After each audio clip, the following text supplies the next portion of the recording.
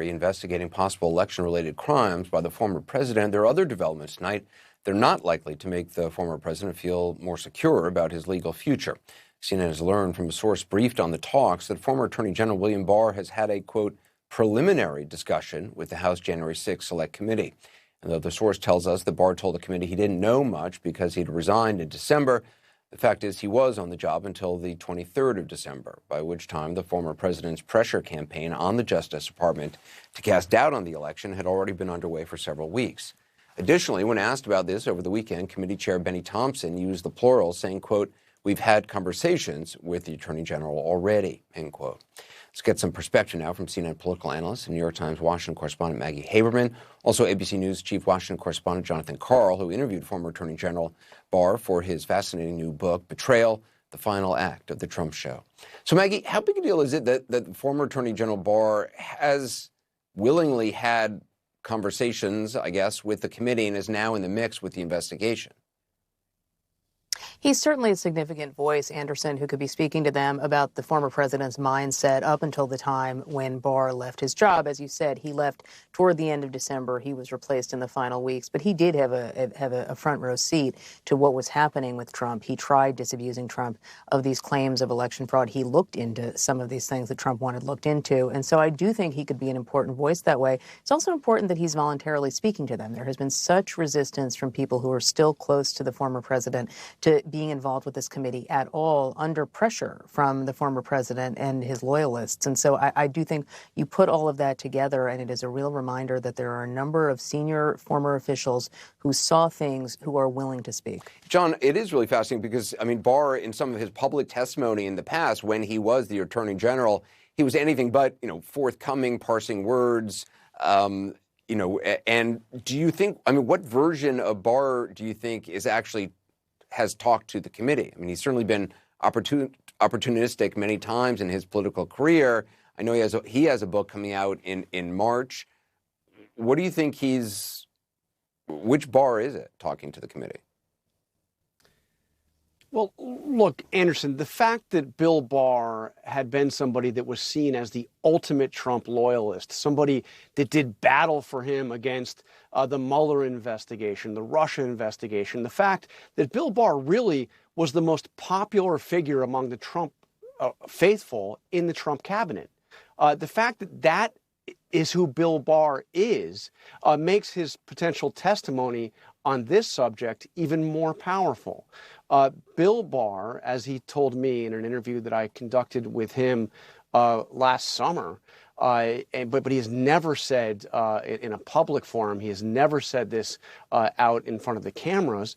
He told me that he looked chapter and verse into the allegations that Donald Trump was making about election fraud, and he found that they were all BS. He looked into the allegations in Georgia of ballots under a desk, nonsense. He looked at the allegations of big dumps of ballots in the middle of the night in Michigan, found them to be nonsense. He looked over and over again at these allegations about rigged voting machines.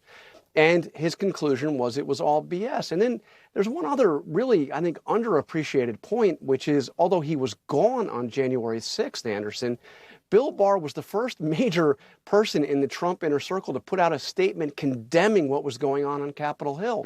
And he did it while the riot was going on because he was frustrated that Trump was doing nothing to stop it. And the day after, January 7th of last year, he put out a statement putting the responsibility for that attack on the Capitol, for that insurrection, directly on Donald Trump. He said it was a betrayal of his oath of office and a betrayal of his supporters. So, look, I think that somebody who had been such a loyalist to Donald Trump coming out and saying that in a nationally televised public forum would be incredibly powerful.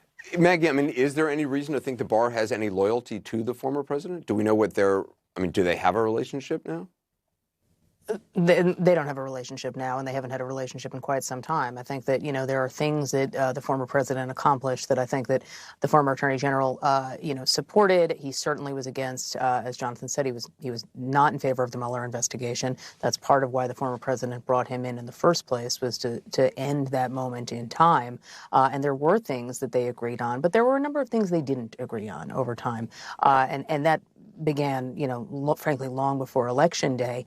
Their relationship is non-existent now, and Barr has been, very, very, clear on where he stands on Trump in that statement, in his interview with Jonathan. That's not something, as we know, that the former president takes very well to, and it's not as if the former president has been willing to, assimilate to criticism better since he left office. So I don't think that factors into his decision at all. And John, you write about an exchange that took place between then President Trump and Attorney General Barr before the resignation. Could you talk a little bit about, because essentially it was the moment that Trump said to Barr, you must really, in fact, we're going to put it up because it said, he talks about, this is the scene before Barr's resignation. Barr had come out saying essentially there was no evidence. The president said, did you say that? He says, yes. Barr responded. The president says, how the F could you do this to me? Why did you say it? Because it's true. And then he went on to say, you must hate Trump. Trump said, referring to himself in the third person, you must hate Trump. That's amazing. Yeah, this was an extraordinary meeting, and I spoke to several of the people that were there in that dining room right off the Oval Office, right after Barr had said publicly in an interview with the Associated Press that there was no evidence of widespread fraud, nothing that would come anywhere near changing the results of the election. And Trump called him to account for that. And according to one of the individuals there who had been in a lot of meetings with Donald Trump, this was the angriest they had ever seen him because Donald Trump believed that Bill Barr should, because he was appointed by Trump, be his loyal lawyer, his personal attorney. And he wanted Barr to use the power of the Justice Department, not just to declare there was fraud, but to help him in his effort to pressure the states he was contesting to overturn their election results. And when Barr came out and did the opposite, Trump was beside himself. A very heated meeting. And again, another reason why Barr would be such an important witness, because he can talk not just about the fact that there was nothing to the allegations, but that Trump put pressure on him as Attorney General to try to use the power of that office to overturn a presidential election. Now, what's interesting, Anderson, is I'm told in this initial conversation that he has had with the committee, that the committee spent much of the time talking about the things that happened after Barr left. The effort to install Jeffrey Rosen in essentially a coup at the Justice Department, the executive order to seize voting machines.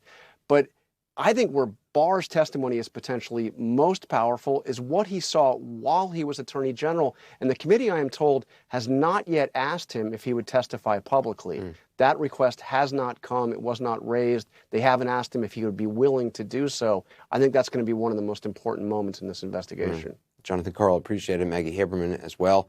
With the Omicron